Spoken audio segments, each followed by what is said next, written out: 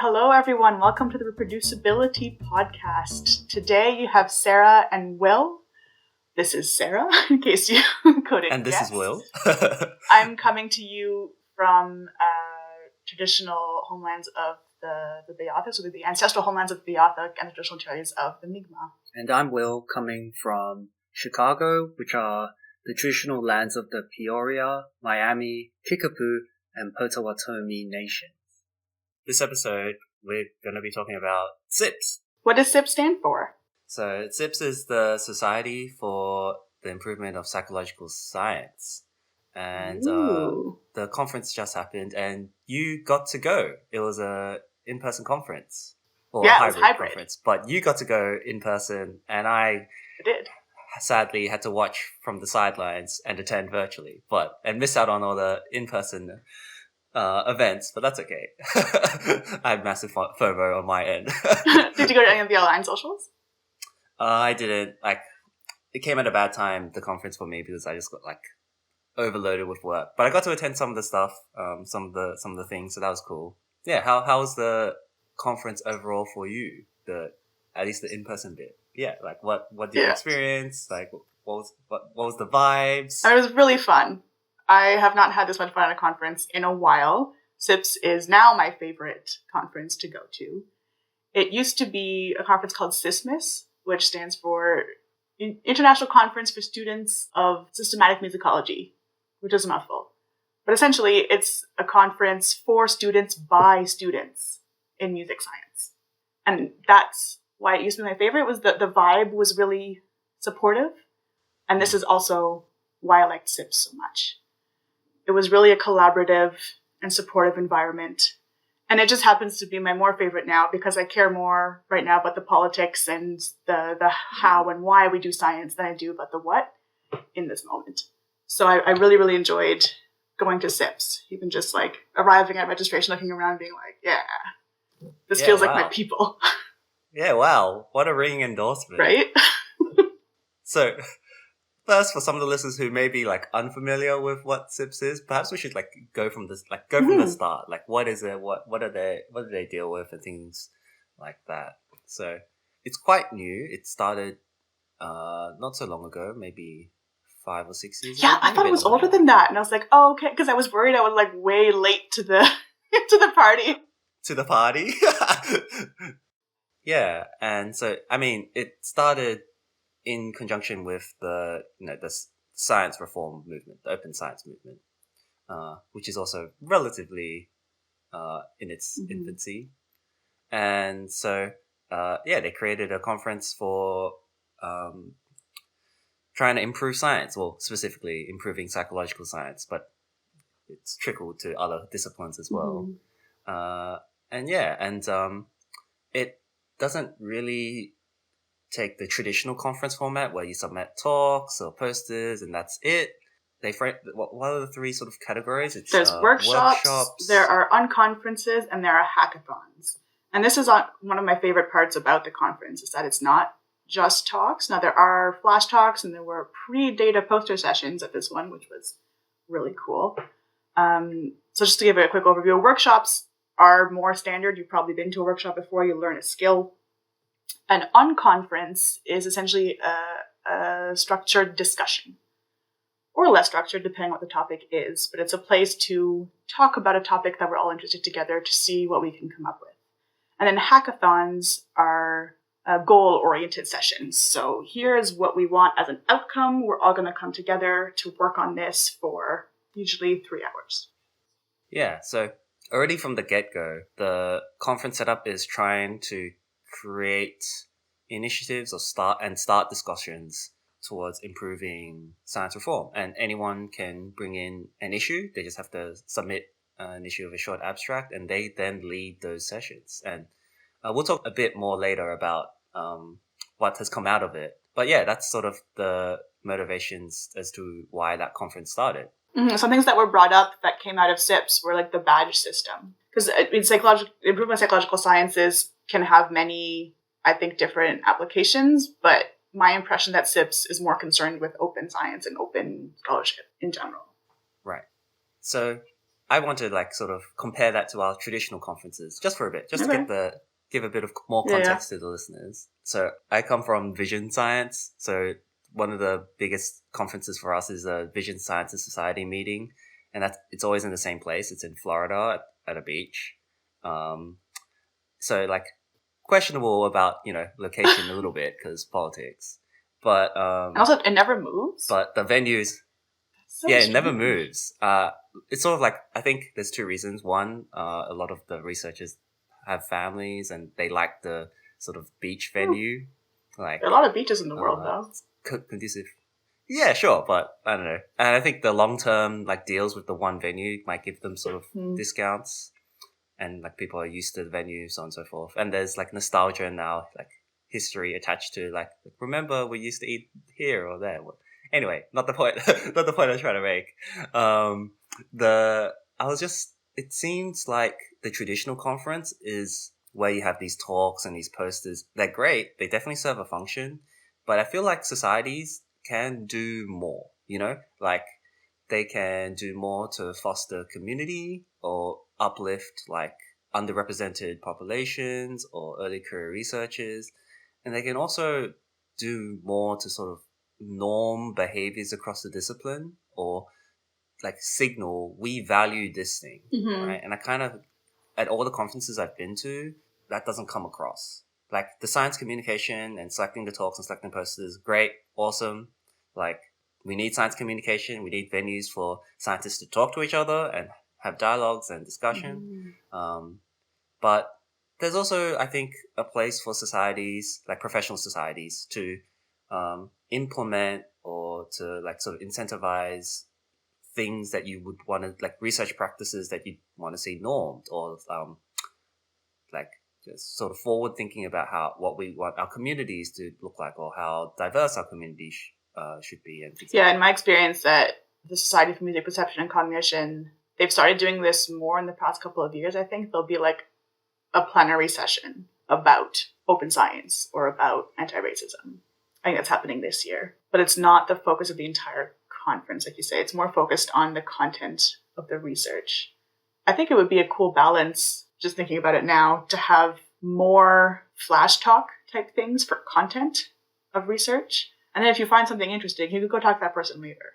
But that we focus our time meeting together once every year, once every 2 years, once every 3 years, depending on the conference, and focus that time on bigger picture things, like you're saying, on behaviors, on methodology, on our greater like theory of knowledge, and how we want things to work in our field. Yeah, like where else are you going to get all the researchers in a discipline together, right? You have a good opportunity to really build consensus, which doesn't always happen in science. Not that consensus is always the goal per se, like adversarial theories and thinking is good. But yeah, like I had a similar experience and feeling from the recent conference I attended. Like I was on the panel for the open science workshop that the conference held, but we were literally like tucked away in a corner of the conference venue.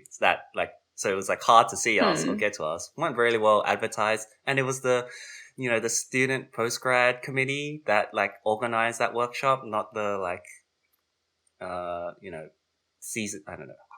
How should I call them? Seasoned veterans of the field that lending credibility to the like saying this is important and this is necessary.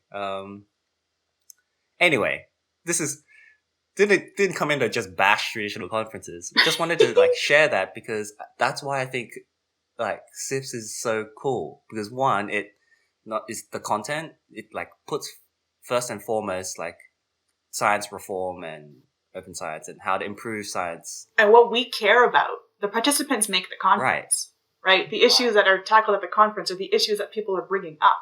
Yeah. And so we're already invested. It's kind of feels like it's decentralized in that way, right? No one is dictating who can or can't go, or what topics can or can't be included, which is, there's no like, actually not exactly sure how the abstracts are evaluated, but there's not like a metric of rigor in the same way that there is for a traditional conference, right? Because it's good science. It's like, we don't care. There's an interesting question. We want to talk about it. Can it improve science? Yeah, I recently had to fill out, back to bashing conferences. I recently had to fill out the like conference feedback form, and they were saying, oh, this symposium, like, what was your experience? And then it was like a Likert scale, a terrible Likert scale. It was like high scientific quality, and then medium good as like, or medium low as one of the options, like together in one of the Likert options. So I was like, what the? And then like disappointed was the other option. Oh. And I was like, this scale makes no sense. How am I meant to define or evaluate quality at all? Like, and it's like, okay, it seems like you're incentivized by, you want to have the highest like quality, but does that mean rigor or reproducibility, or does that mean flashiest, most entertaining science? Like the metrics were just all over the place to me, and I was like, what is this conference feedback form? Sorry to the people who may have made that conference survey. Yeah, anyway, so it definitely feels like the vibe with SIPS. So I've attended SIPS maybe 3 times virtually now. It's no longer like we want to have the most flashiest science, or the most sort of like the work that has the most audience, which is sometimes the vibe at the conference. Like you, especially as an early career researcher, you're pressured to like, you hope that people come by a poster to discuss your research. You don't want to just be standing in front of your poster board like with nothing to do, or no one to talk to your research about, which is but at SIPS the vibe is like we're all here to try and improve science and take your ideas and try and offer something, or try and come up with something to help, or suggest our thoughts and ideas. So that alone already is makes, like, for me, SIPS one of the like more exciting conferences to attend out of the conference cycle. Yeah, absolutely agreed. Yeah, that's why I love it too. I mean, I attended also virtually last year, and I went to some of the virtual social gatherings, and it's not the same as being in person, but I think it was really well done. And I mean, it's one of the reasons I started a Reproducibility Journal Club at MUN, is because I went I'm just realizing, I think we met. Like, round table. We met. That's how we met. So SIPS brings the people together. So, and also fosters community and encourages, meeting each other. So you got to attend in person. What were your highlights of the conference this year? So I've got the schedule out in front of me. I don't know if I want to pick. It wasn't really one session that was it's hard the to pick. highlight. Such a good I think good schedule. I think it is feeling that like things were moving and having discussions with people that also cared about this stuff. Because I'm not as used to being around people who are as, I guess, concerned as I am. Yeah, right. Or as interested as I am about trying to really change things. All the people that I'm around for example, my lab, my supervisor, like, are aware of a lot of these things, but are just kind of like, well, I don't have the time for it. I'm not really concerned about it. That's not how I do my work.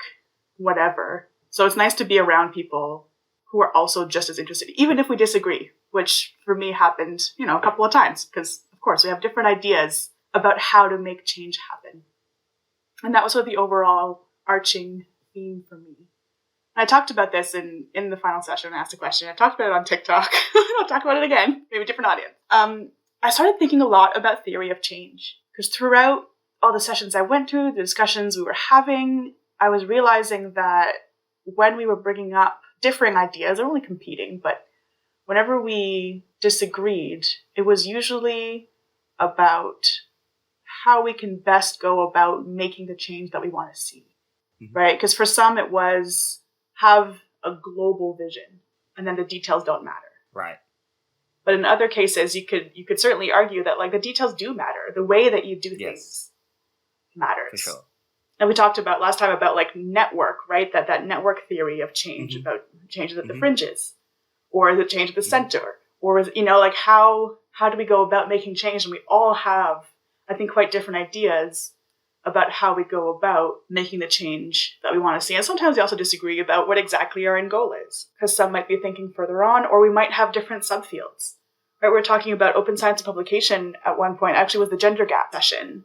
And they're talking about how a proposed solution is double blind. I was like, okay, but if we're doing open science practices and people have uploaded preprints, then the double blind goes out the window, because you immediately know who the author is. So you cannot protect anonymity. But for someone else, it was, well, there are no, like, those practices don't exist in my field, so it's absolutely possible.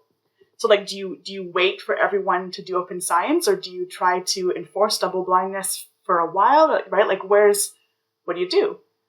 And so I think it's an interesting question to think about as to, like, how do we create that change? And, like, sort of what I came to is, I don't think we need to necessarily have one unified theory of change. I think we need to all try the thing that we believe in, and we have to attack it in all sorts of different ways. Yeah, wow. Wow. Let's rewind back to the start of that, which was like, yeah, how important is community, right? Like, community is so important for Critical. like bringing energy to these changes. So starting from there, like, often people who are trying to change and reform science get pushed back at local institutions, right?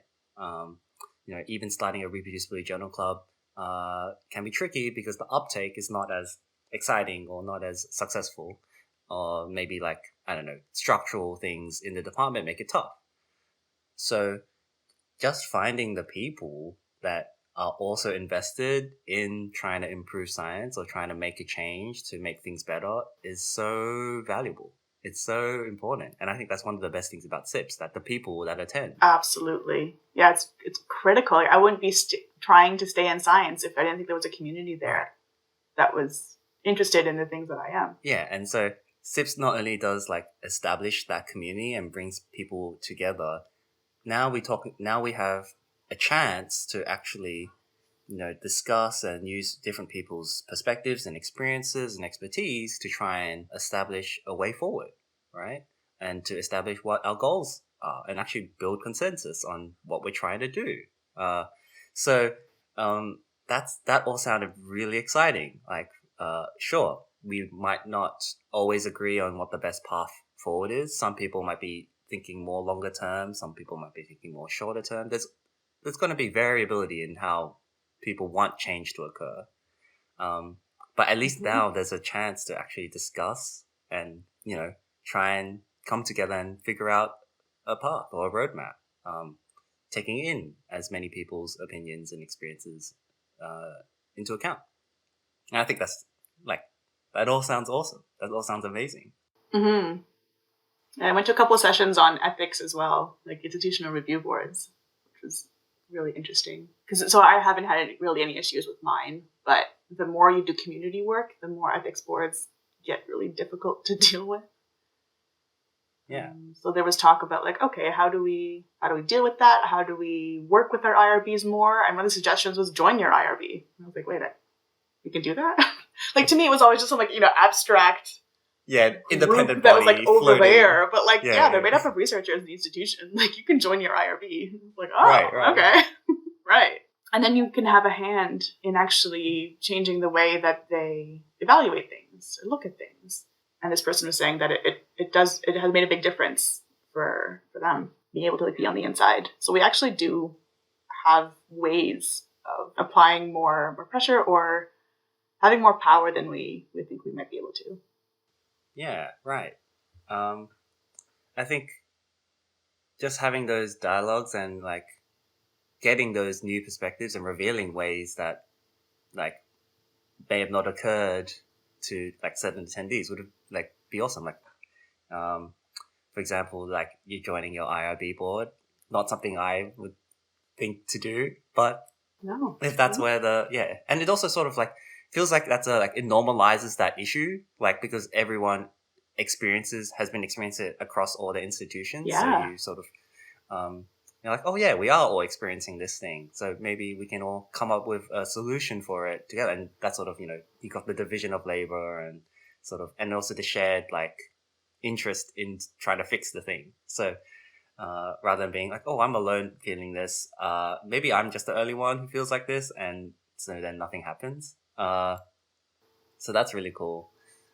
It brings to mind one of the workshops I attended, which was talking about how to catalyze communities of open science at local institutions, and exactly what reproducibility is trying to do. And I'm sorry to the organizers, but I just kept talking in that workshop just because I had so much to say and so much to think. But but I think I was spurred on because whatever I was saying, people were like, yeah, like that is a problem. Like that is a problem. We've experienced that, and or oh, that's like a good idea. I was just getting constant reinforcement when typically I wouldn't. So yeah, and then so like for that workshop, I was suggesting, you don't have to stick to a paper discussion format. There's things like carpentry's workshops or skill kind of things, or creating living documents of resources that you need, like for example mental health wellness for grad students, because that's usually not collated or not in grad student guides at most institutions, like things like that, and sort of bringing vibrancy and try and energize the community. But it was clear that like this was a common thing across multiple institutions. Like you kind of get an initial excitement, and then at 6 months in, people are like sort of tire out, and then the journal club becomes a bit stale. And so yeah, tell me about how to like overcome that was like really useful and really interesting. I think it ties back to structural and systematic issues of how our workload is what's expected of us. Right, yes. That when something like it's really hard to sustain anything when you are overworked, and that is a bit of a systematic problem.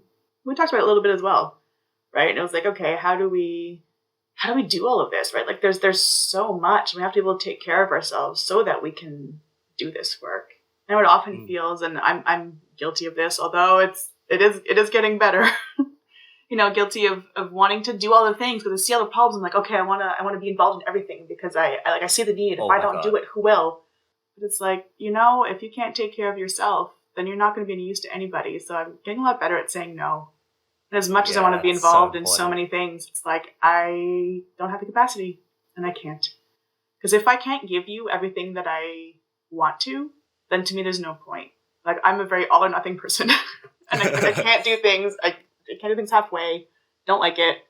And instead of burning myself out, other people will take it on or it'll have to wait. Like there's so much going on and we have to, like you're saying, build community. I think that's what's most important, relationships. And if we focus our time on that, I think that's the best medicine. I'm also the same. Like I can't say no to things and I like try and like get involved in everything because I think everything's exciting. But yeah, I think one of the cool things about SIPS with these hackathons and with these unconferences is that, okay, now we all have we have a community or a group that is interested and motivated to fix something or to do something, and then they can all get together and create something that will be useful for all of us. So then, like again, then the task is not just one's own; it becomes shared. So that can kind of overcome the barriers of like devoting too much to it. I mean, yes, I absolutely agree people should be pragmatic, right? And like take care of themselves foremost, because otherwise things could go south and maybe incapable of being able to help.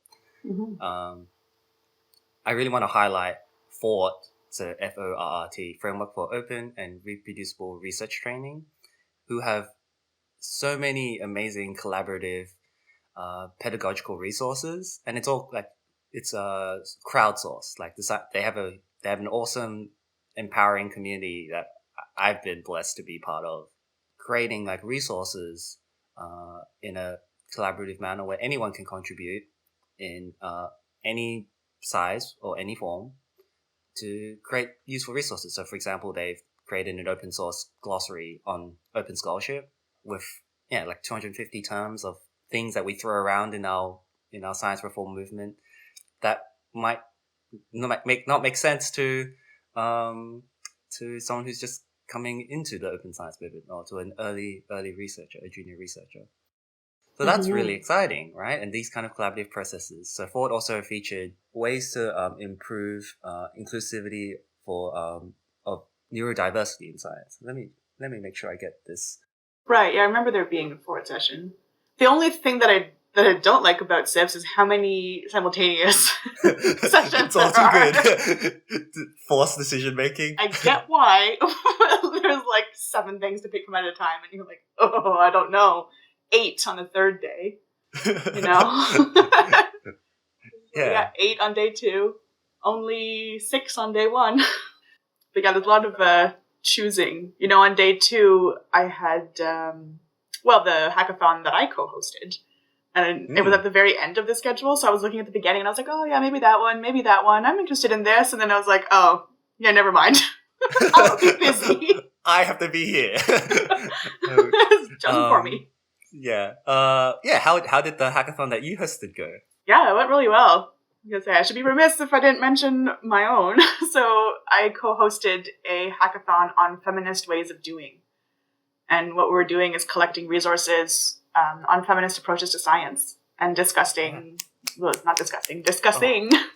I'm bringing the clicks back, by the way. But yeah. So good. So good. So we're discussing how we live feminism in our everyday lives and then how we could apply that to science. And what we found is that for a lot of us, we might identify as feminists and live that in our lives in many ways, but we don't really know how to do it in science. And so we need to think about how that works, right? Like, what does it mean to be a feminist? And a lot of us, we talked about, power imbalances. Right? Feminism is about power and equity. And so then feminist science would be about identifying and trying to rectify those power imbalances. So it applies to how we ask questions, what questions we ask, who we ask them with, how we do our work, what kind of methods we use, even maybe where our funding comes from, depending on what that is, right? Like, do we take funding from certain organizations, or do we just do government funding, or how what are our politics around that? Do we have any? And how we do our analysis, our interpretation, what kind of lens can we apply? Like, how does a feminist lens change our interpretation or analysis? So we have a whole list of resources to look into: papers, podcasts, websites, different people who do feminist science work, so that we can start to think about, in our own work, how we can apply these things to the way that we do science. That's so awesome. Really exciting. And look forward to checking out that list as well. Yeah, and I think it's going to be a living document, I think. We haven't discussed this yet. We haven't met since the session. We've just been communicating via Twitter. But yeah, we were thinking maybe a paper, but I think the resource list, you mentioned living documents, and these came up in a couple of sessions that I was in, and I was like, wow, I've never thought about that before, but of course that makes sense. It was also in the, we talked about formal feedback. Yeah, promoting inclusivity in informal and professional open science contexts. And someone proposed that it be a living document, because of course these practices will change and evolve over time, because we can't prescribe as a community how to respond to something until it happens. And then contexts are ever changing and new situations are always coming up. Right. So it has to be flexible. We have to be flexible. And I think living documents are a really great way to potentially do that. I have not yet experienced that actively, but I'm curious to see how that can pan out as a tool for community accountability. Yeah, the dynamic nature of a living document that can, bend and change with change in contexts and environments for different purposes, or with gains in knowledge, is exciting, right? It can do so much. And I just worry about the logistics of it. Yeah, the one time I tried to do it is that who people are suggesting changes, but who gets to approve those changes? When do you have a discussion? Do you track changes? Right. And then people might not feel like they can do the change, and so they suggest, and there's comments. It's who's ultimately in charge of all that? And it gets a little bit tangly that way, I think, but we can figure it out. Yeah, there's ways. If people suggest changes and they add a comment, people can add +1 comments, verifying or making sure they think it's great, a good change, and then you reach a certain threshold and accept it or something. I don't know. But yeah, that's one of the other exciting things about SIPS, is that so many good resources and papers and things come out from it. For example, your list of resources will be really exciting. And I encourage our listeners who didn't get to go to SIPS or who haven't heard about it, just to check out the schedule, just to see what's happening. The program is available on their website. And the landing pages will still be active.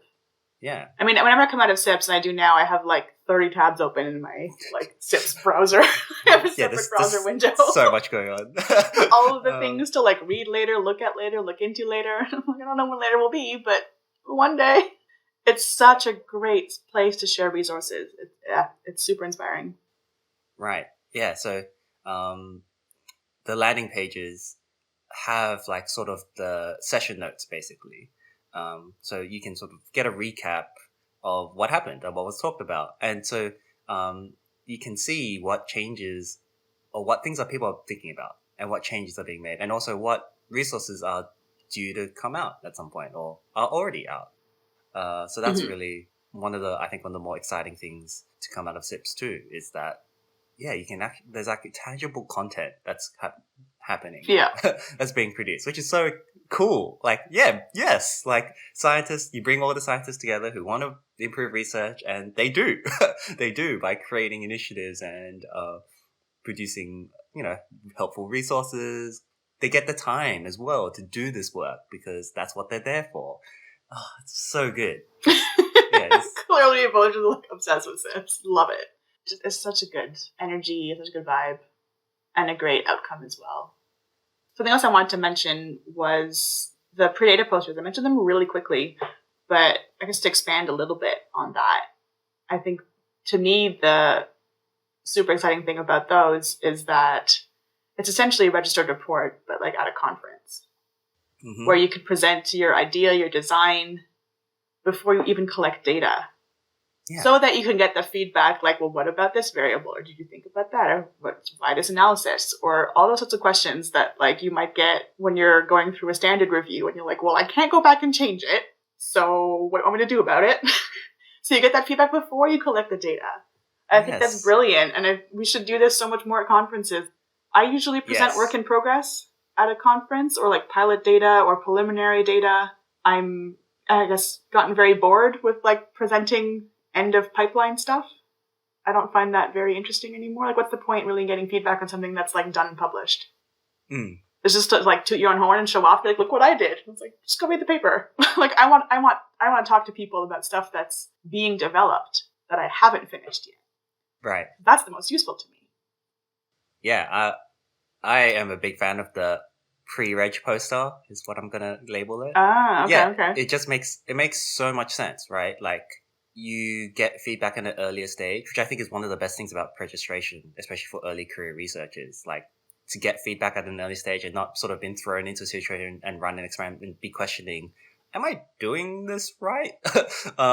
So yeah, a pre-reg poster means you get that feedback and you get, experts in your field to come by and sort of say, oh, have you thought about this thing? Or have you read this thing? Or have you, I don't like this part of your design, or I can see this design, like, or this condition, and you get all this amazing feedback before you've collected the data and sort of like invested all your like resources. Yeah, it's almost like a point of no return. Yeah, right. Because you could always, I guess, collect more data and do a different study again, but then it's, I don't know if it's a waste, but like you've used up participants' time and taken information from them that you're not actually going to do anything with. And you've told them that this is usually an informed consent. You give like the benefits, and I don't know, for me, because it's such, you just listen to stuff, it's like, yes, you're benefiting science. It's a bit wishy-washy. Yeah, right. And then if you don't even use the data and it's gone nowhere. Yeah, it is research waste. So I don't like the ethics of that. Right. For sure. And I'm going to take this a step further, because I also agree that, like, I'm calling them traditional conferences. Other conferences should really promote this. Because one, it promotes the practice of registration, which I think is a good thing, at least for now, in science. But also, I think there's venues for ways to connect it to registered reports, which I think is the future of science, where I'd love for a way for reviewers to come by a pre-registration poster and then sort of sign up to say, I will be your review or your referee on a registered report. And then you can go through that stage. Sure, there's dynamics that I haven't clearly thought through yet by knowing who the reviewers are, like not blinding that process. Yeah. But, I mean, you can imagine this encourages the registered report format, which to me is much more rigorous than our current process where we run the experiment and then put that out. Yeah. I think it's so much less wasteful. So it's so much more, I guess, efficient, and I don't like really that word. I don't think it's necessary, but in this context, I think that's the best way to describe it. That it's It's a more efficient use of our Right. resources. And it's also potentially more collaborative. You can bring people on who have expertise or who think it's a cool idea. Yeah, because why not all just get more publications? Like, it's already, you don't lose anything by having another name on your paper. We can. I think. That's a whole discussion. I mean, I have many thoughts on this, and I think we're lined up to talk about this in future. So, plugging future podcast episodes. I think we want to talk about contributorship and credit, which is which I believe is a much more equitable and find the right word here, equitable and useful way to incentivize research and like recognize research. So yeah, and that's for later. I was thinking as we were talking about the open peer review process, what also came up in some of the discussions was whether or not anonymity helps get rid of bias. And some of the assumptions were that, well, if people know the names of the authors and names of the reviewers, then they will be biased. But if they are anonymous, then they will not be biased. And I'm not convinced by that. Right. I think that as long as the bias is protected by anonymity, it can't be called out and it will continue. Yeah. Right? So it's not like keep everything anonymous until the bias disappears. It won't unless it's being systematically pointed out. Right. And rectified, which requires open reviewing. And to me, initially, so my gut instinct, as someone who has sort of thought about it, but not really. So don't take any of these current words that are coming out of my mouth with any weight whatsoever. But, yeah, so like, I think making reviews anonymous deal with maybe a certain set of biases, right? Sure, it's like people are afraid, for example, seeing someone's institution or someone's name, that there'll be like implicit biases, I suppose. And making it anonymous is meant to avoid this, but there's going to be other types of biases that go into the actual review that aren't from that. So what are we going to do about those biases as well? Yeah, I just don't think anonymity is the best way forward. Like, yeah, I'm a big fan. I think open peer review is good. I think I think I tweeted this recently. My ideal would be like some sort of double blind review set between the action editor and the reviewers, but then you unmask the review at publishing. So you get the benefits of like the signed review, meaning people will put their name to it, which I think counts for a lot. Because I think we need to generate kindness in science. Like, you can be critical without being destructive. So, putting your name to your review and attesting that you've tried to be constructive and, try to address any biases that you may have, I think is way more powerful than hiding behind it with anonymity. This is me just ranting about stuff. The types of biases I'm thinking about that were brought up as well are things like a woman of color who's doing work on other people of color. They will be called out for like, oh, you didn't have a white control group, or like, oh, they'll be like, just, oh, your English isn't good enough. They're like, I speak like English is the first language. What? But immediately, because the name looks foreign, the university is in a non-white country, then those assumptions are, and like if the reviewer is masked through the whole process, that won't be called out until it's too late, and the paper might never be published because that's being blocked. So we need some sort of mechanism to identify these biases. So I don't know if that's the role of the editor. I think it should be. I don't think the onus should be all on the authors to defend themselves. I think they've done enough work and get enough shit that they don't need to do that extra labor of like defending their work, which is perfectly, I'm sure, sound. I mean, there might be other issues with it, but like it can't be an issue that just because, it's by someone was considered a developing country that it's inherently bad. Because some of these people were saying also like they've seen work published by white people done in the same community. Right. But they have so much trouble publishing their work. And it's like, that is not okay. Right. Absolutely not. So how do we avoid that? Yeah.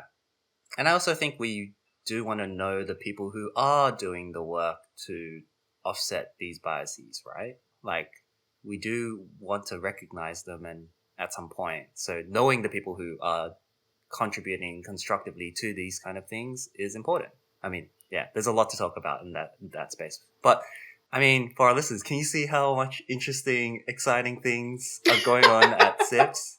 Like, we haven't even, like, there's so many things that I haven't even brought up yet. Like, there's ERP methodology apps, like, that are trying to make, like, methods just, like, fully transparent.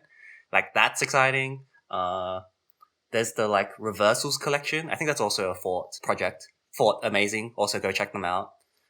Amazing community, amazing initiatives. But yeah, so they're collecting I think a list of replications and reversals. So like seeing like what has reversed, which is, you know, interesting and exciting. Yeah, so many like inclusivity sort of initiatives, which I think there should be way more in science and academia. Oh, so many things. So many ththings. So it's so exciting. Did you have any things you wanted to add on? I was just going to plug that next year it's happening in Padua, Italy. Yeah. and online, hybrid. Mm-hmm. I think I speak for both of us, and I say we highly encourage you to attend SIPS. Yeah. In future years. Either submit something of your own or come and attend and take part in all of the exciting projects that are happening. It'll be different every year. Yeah, I promise you that you won't regret it. Like, you will meet an empowering community who will support you, and you'll see exciting change that I think will be extremely inspiring. So, I suppose we should sign off. Where can we find you, Sarah? I'm on Twitter at Sarah_Sove. And I'm on Twitter at Will_Niam. Side point back to having a pronounceable last name, also a bias that happens in science that's not mentioned a lot. Anyway, that's to say, we've got many exciting podcast episodes coming up, so hope you check those out. And of course, if you'd like to learn more about starting a open science community at your institution, go check out our website at reproducibility.org. All right, see you next time. Bye, everyone.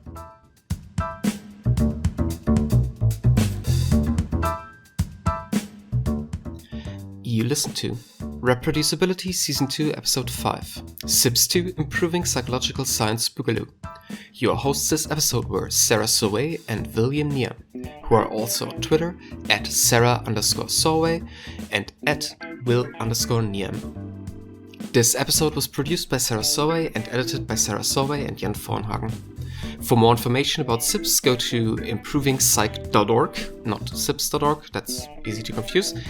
For more information on the podcast and how to start your own journal club, visit reproducibility.org. Thanks for listening.